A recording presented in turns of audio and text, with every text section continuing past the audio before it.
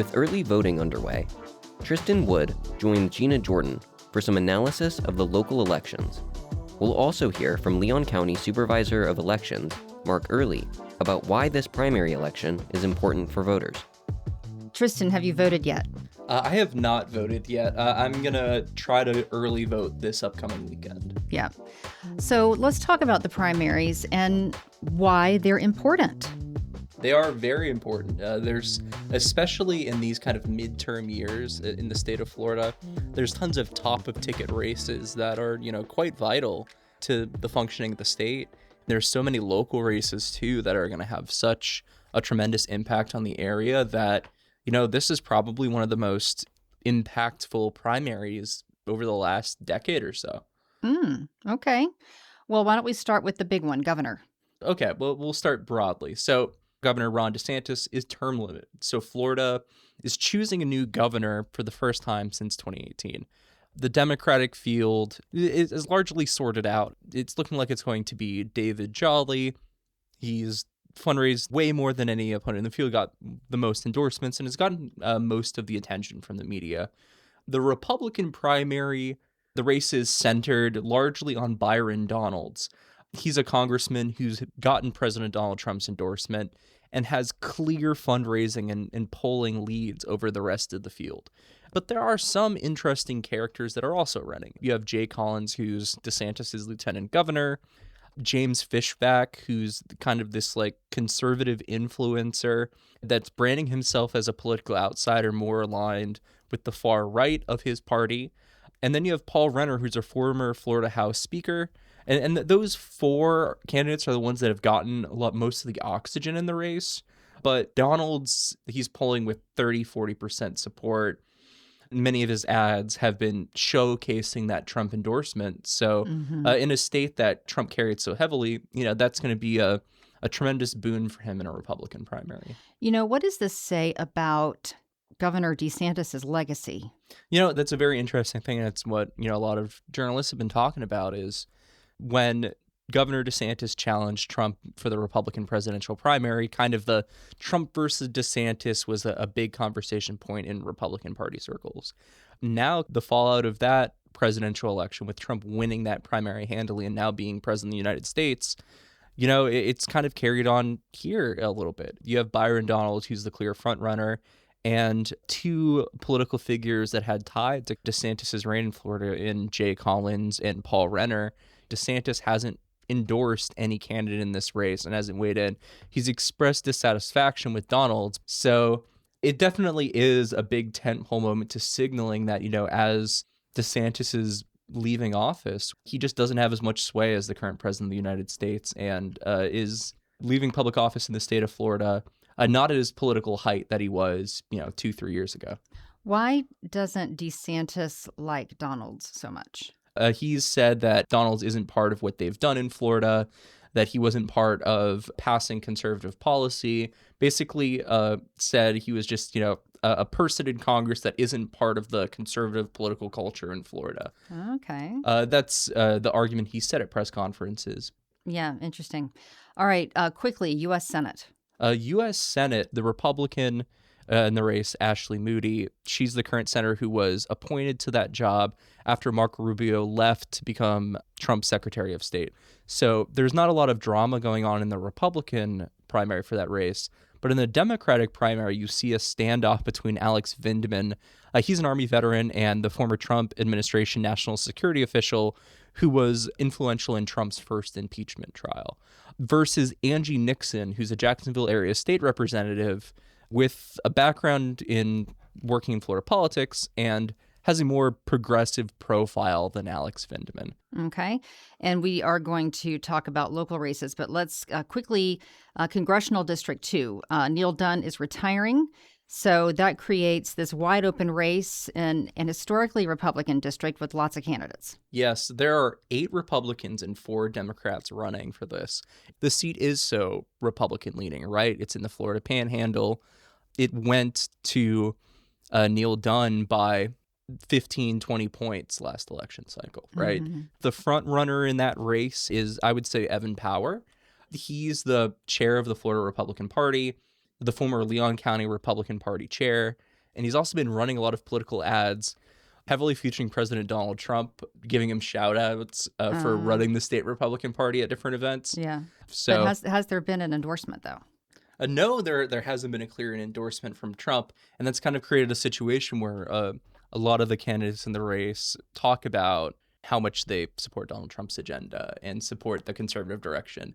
And when you listen to a lot of the candidate forums, them talking about, wanting to close the border, getting men out of women's sports, all those conservative cultural war issues that Trump really pushed when running for president, they've echoed and repeated almost verbatim while running in this primary. So angling to present themselves as the most Trump-aligned candidate has been one of the things that has occurred in that race. Yeah. Another candidate to watch in that race, though, is Austin Rogers. He was the former general counselor for Senator Rick Scott, and he's leveraged his political experience in D.C., working on the Hill, to fundraise a lot of money. It's an interesting race to watch in the situation where there's that many candidates running a race. The winner is likely going to win by a slim margin. So on the Democratic side, we have Bryce Barnes, Amanda Green, Nick Soteslo, and Yen Bailey. And, they've been messaging a lot on those affordability issues and concerns with data centers. And it's going to be hard for whichever one of those four emerge from the nominee, for them to win during the general election, because it's such a Republican-dominated seat. Yeah, that'll be very interesting. So that was Congressional District 2. Let's move on to local candidates. Now, you produced our candidate convos. Tell us what went into making that. So I interviewed all the candidates for local office here in Tallahassee and Leon County, all the ones that at least agreed to come in the studio and speak with me. I had, 25, 30-minute conversations with them where I asked them a lot of the pressing questions. WFSU Public Media YouTube channel has all of those interviews. Yes. Now, let's go to Tallahassee Mayor. What's at stake with Tallahassee Mayor? Stepping back, there are three races for the Tallahassee City Commission. The mayor is the one that gets a lot of attention. This 3-2 split, the commission blocks that have dominated headlines for the last 6 or 7 years or so, it's going to change this election cycle. Mayor John Daley's retiring. You will at least have one new body guaranteed on the commission. In the mayor's race, you have City Commissioner Jeremy Matlow. So he's no longer running as an incumbent. He's running for a different seat, freeing up his seat. So in the mayor's race, which has gotten the most spending and the most attention, you have Jeremy Matlow, as I said, former state senator Lauren Osley, civil rights attorney Daryl Parks, and IT entrepreneur Michael Faust. They've all messaged essentially dealing with what's wrong with economic growth and economic trends in Tallahassee. Tallahassee has had its population stagnated.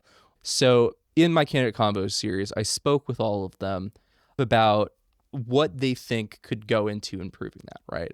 Matlow emphasized wanting to improve quality of life, walkability, improving like a central urban center.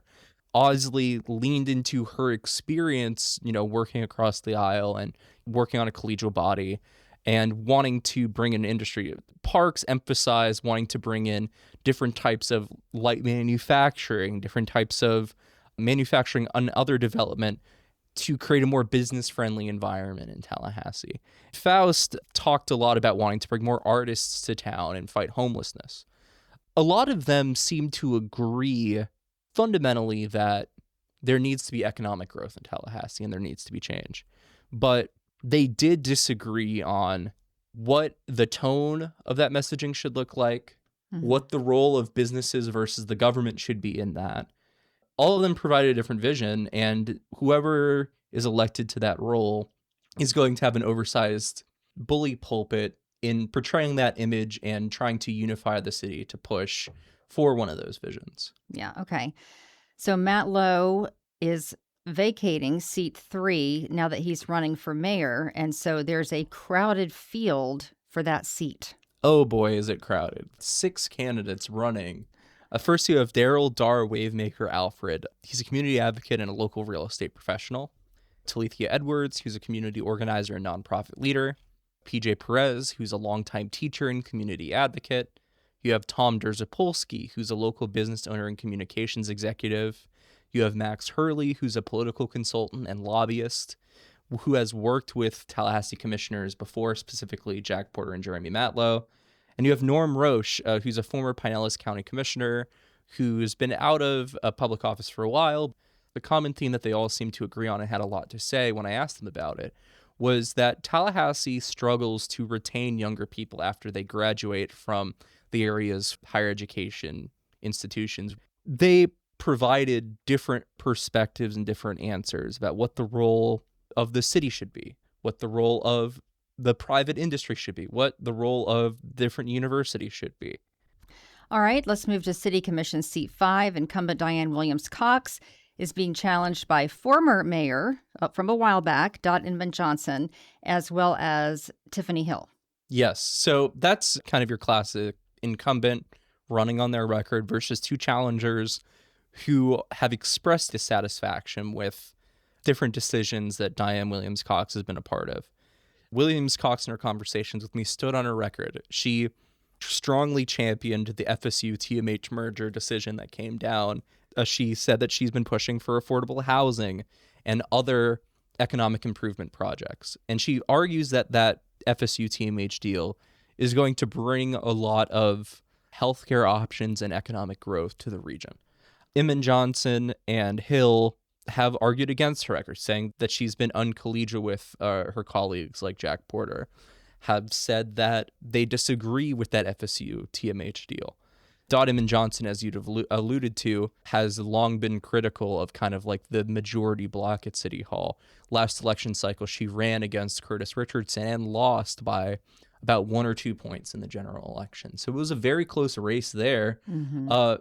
But it's going to be interesting to see in this different election climate with such a crowded field in the other races, whether that race gets enough attention to be able to unseat an incumbent. It's generally harder to unseat an incumbent if you look, with all the political division and all the messaging in these local races in recent years. The last incumbent to be voted out was, I believe, Elaine Bryant by Jeremy Matlow back in 2018. And she was appointed to that office, right? Mm-hmm. So she wasn't elected and maintained and kept there. Generally in local races, it's hard to unseat an incumbent. There's not a lot of historical precedent for that. Yes. Okay. So there are some other local races, but these are some big ones that we've talked about. Again, we have all this information on our website and on our WFSU Public Media YouTube channel. Tristan, thank you. It's no problem, Gina. Thanks for having me. I'm very happy now to welcome Leon County Supervisor of Elections, Mark Earley. Welcome, Mark. Thank you, Gina. I'm very happy to be here. I want to ask you about Arnie the Basset Hound. Arnie the Basset Hound. Who, there was this Tallahassee Democrat article that Arnie is going to be a write-in candidate for mayor. And of course, we know a doggy can't be mayor. But if a lot of people approve of Arnie and vote for Arnie as a write-in candidate, will you tell us those numbers? We will not. Arnie is not a qualified write-in candidate. So folks often write in all kinds of names on the ballot. There may not even be a line. I can't remember if the mayor race has a qualified write-in candidate. So if there's no qualified write-in candidate, there won't even be a write-in line there. So okay, so no Arnie, but it was a nice idea. I get the humor, but yes. Yeah. Hopefully the position of mayor is important enough for a real vote. Yeah, absolutely. So the primary election is happening right now. Early voting is happening. Can you just give us a quick, as exciting as you can make it, rundown of how primaries work and why some races will be decided this month instead of in November? Yeah, so I think primary is a bit of a misnomer. All of the local races here in Leon County, as well as many across the state, are nonpartisan races. So you think of a primary, you think only Democrats and Republicans can vote. For the local races, and especially in Leon County, anybody can vote in those as long as you live, say, in the city. Then you can vote on all the city commission candidates. There's two circuit judge races up for election, and they will both be decided this election. And I think School Board 5, if I remember correctly, is going to be decided this election also. So you need to get out there and vote. And if you wait till November, you won't have a say in those contests. And you also won't have a say in who is the nominee for the larger party's candidate in November. So get out there. This is a very important election. So we've got those that will be decided, plus we've got these closed party primary elections. How does that system affect who can vote and the election outcomes with the closed primaries? Yeah, so the closed primaries, so for, say, the candidates for U.S. Senator or Representative in Congress or Governor, Commissioner of Ag, Chief Financial Officer, those are partisan races. Those are at the state level. This election is the nominating process for those parties to see who is going to represent the party in the general election. There are also quite a few nonpartisan or third-party candidates in those races, and they will also appear on the general election ballot. So if you are affiliated with a party, get out there and vote to help choose your party's nominee for those larger offices. Yeah. Okay, now let's pull it back to Tallahassee mayor for a second. We have 4 candidates for mayor, and not counting Arnie, the dog, write-in candidate. So we got 4 solid human candidates for mayor. Might we have a new mayor after this? It's possible. Yeah. Absolutely. If one of the 4 candidates gets 50% plus 1 of the votes cast this election in the mayor's race, then they will be the mayor. So there is a chance that either the mayor or one of the city commission seats could be decided this election. So all the more reason to get out there and vote and support your candidate. And then otherwise, the top 2 candidates will go on to Exactly. November. That's exactly right. Yeah. How influential would you say primary elections are? Well, I think they're dramatically influential for the parties and for these local races. You know, there's a lot of strong candidates for mayor and the city commission seats. But if your chosen candidate is very close between second and third place, you need to get out there and vote so that they can go into the general election. So if you're not voting now, you're really doing your candidates a big disservice. Yeah. Why do you think voter turnout typically tends to be lower in the primaries? A couple of reasons. One is I think that, some people aren't really paying attention during the summer in Florida. I mean, that's one factor, actually. I think also there's a large number of nonpartisan voters registered as nonpartisan, and I think that, nomenclature of partisan primary or primary misleads people. And I think, some people, they just want to wait till the general. They aren't really that involved. But frankly, this is an extremely important election. So you really need to get out there and vote. And your vote has a much bigger proportion of say, of the vote totals. If you're one of 35% versus one of 65% in the general, you're having a much greater impact for your candidate in the primary election. Yeah. Lower voter turnout, what kind of effect would you say that has on representation? I think it lets the big moneyed candidates potentially, have a bigger say because they're the ones getting out the vote in the primaries. The local elections tend to impact people's lives more. And so if you're missing out on this primary or this election right now, you're not having your voice heard. We get complaints about, I don't like who I have to choose from. Well, especially in the general, if you didn't vote in the primary, you're impacting who gets the vote in the general. So, yeah, primary voters are going to influence the types of candidates and policies that ultimately appear on the November ballot. Absolutely. Yeah. Yes. What does the research tell us about who actually votes in the primary? It's the dedicated voters, the people that take pride in never missing an election. And it's the folks that really have their energy level up and are, involved in the political scene. But, it's the everyday voter, the ones that miss the primary, really, frankly, that maybe have limited choices in the general because they didn't get out and choose the candidate they were hoping would advance to the general. And then they look at the candidates and it's like, I don't really want to vote for any of those. I was hoping this other person would get out, get onto the general election. Well, do your part to get them advanced to the general. Yeah. Do you have any common misconceptions as far as, what might keep people from participating in the primaries? I think, again, it goes back to the partisan nature or concept behind primaries. And I think for some reason, people don't pay as close of attention to their local races. Primaries are extremely important for those. Like I say, 3 races will absolutely be decided this election: School Board 5, Circuit Judge Group 7, and Group 13. Those will be decided this election. Judges are important. If you or a loved one ends up in court, those judges will potentially determine their fate. So, do your research. League of Women Voters has great resources. As far as judges go, the bar has a lot of information. So there's a lot of resources out there that you can really make an informed decision. But you have to do your homework a little bit. And your office sends out those sample ballots, which is very helpful. We do, yeah. We send out a pretty extensive election guide. I've got it right here in front of me. How many pages we got? I think we have like 12-page election guide. It's got a lot of information To print and deliver this, it costs the same as under the cost of a first-class postage stamp. So we get a great deal on these, but it has information about where the early voting sites are, how you vote by mail, where you can do drop boxes for vote by mail, types of ballots. It's got all the sample ballot information. It tells where your polling place is specifically. So there's a lot of information out there on that election guide. We encourage you to look at it. Don't throw it away. It's not just standard campaign mail. It helps you get your vote in. So much campaign mail. Yes, But I there is.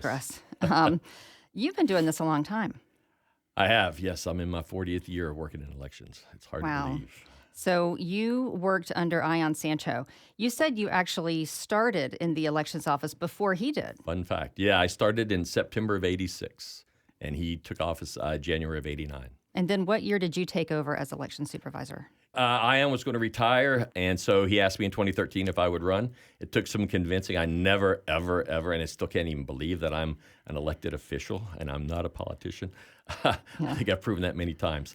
But so I ran in 2016 and won, and I took office in January of 2017. Yeah. You've had to deal with a lot of, not necessarily you, but just election integrity. Lots of questions in general in the country about elections integrity. How safe are the elections in Leon? Elections are incredibly safe. They're very secure. They tabulate the votes accurately. They are worthy of your trust. With my long experience, I'm part of some federal organizations that oversee cybersecurity. So I interact with lots and lots of election officials from all over the country. They are out there trying to ensure that the foundation of our nation, which is your ability to vote, is secure. We have to fight back against all that misinformation that you can't trust this, you can't trust that about elections. We go to great lengths. We are working 24/7, really, to make sure that our elections are not only as secure as they can be, but as customer friendly. We have lots of ways to vote. We try and communicate the message out there about all the different things that may impact your vote and solve the problems or questions you have and give you every opportunity to get your voice heard. Yeah. You're dealing with constantly changing technology, I imagine. Absolutely. And like, how does AI play into anything that you're doing? I have not been to a conference this year that did not have at least 2 different sessions focused on AI. So AI, there is some promise about AI, but you have to be very careful about how you use AI, especially in the elections realm. We've done a little bit of experimentation, but very, very carefully about how we might use AI. Frankly, now we use it occasionally just for messaging, but AI is a very powerful tool to potentially undermine security of elections. So we're very, very cognizant of that. We work with lots of different agencies, Homeland Security, FBI, FDLE. I mean, lots of agencies all across the nation are very, very focused to make sure that elections are very secure and that emerging threats like AI, we have knowledge of. We have plans in place to counteract that. The ability to attack on a broad scale is enhanced by AI.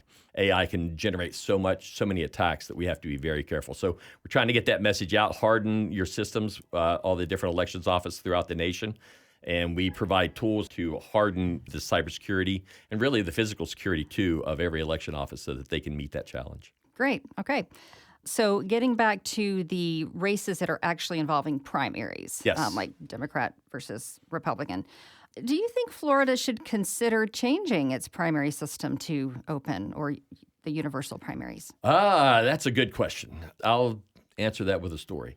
The Leon County Charter, for a long time, had the Supervisor of Elections office categorized as a nonpartisan office. And so when I ran for office, I had 2 opponents. One was a Republican and one was a Democrat. And we ran in what's called either a nonpartisan contest or a jungle primary or what have you, where regardless of your party affiliation, you were on the ballot in the primary. And really, the general election was just kind of a runoff for the top 2 vote getters. Very similar to, say, school board or city commission or county commission races because they are nonpartisan races.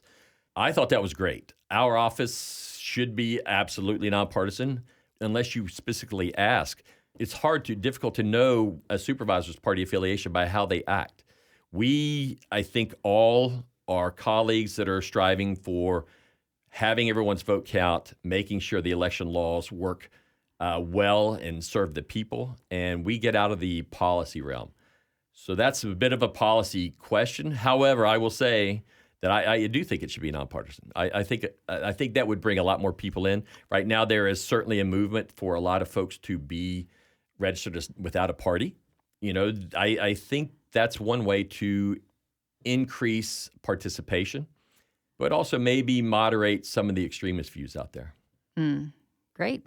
So early voting, in-person early voting is happening now through Sunday. And then on Election Day, you start actually counting who got a certain number of votes. Election Day is the last chance you have to vote. That's 7 p.m. Now, as you put a ballot through a voting machine, if you're voting in person, that machine is actually looking at your ballot and tabulating your vote and storing it in memory. We don't see the results. Okay, so on all the early voting sites, when you feed your ballot into the machine, it's being tabulated and just being held. And then Election Day, certainly when you feed your ballots through the voting machine, it's looking at your ballot. And frankly, when you vote in person, if it sees a problem, say you overvoted a race or you made a mistake and put a big X through it and voted somebody else in that contest and it's a vote for one, it'll kick it back and then you can correct that, the voter themselves. That's one advantage to voting in person. But frankly, on the flip side, our canvassing board, which is meeting right now twice a week, Mondays and Thursdays at my office and really across the state, we're looking at the mail ballots. And if somebody makes a mistake on a vote by mail ballot, you can put a big X through that or even write on the ballot, say, no, I meant this person, and fill in another oval. And it'll come before the canvassing board, and we will make that adjustment for you and determine voter intent. So that's one of the big jobs of the canvassing board. So Don't be afraid to vote by mail. If there's a problem, you can really literally write on the ballot and say, this is what I meant.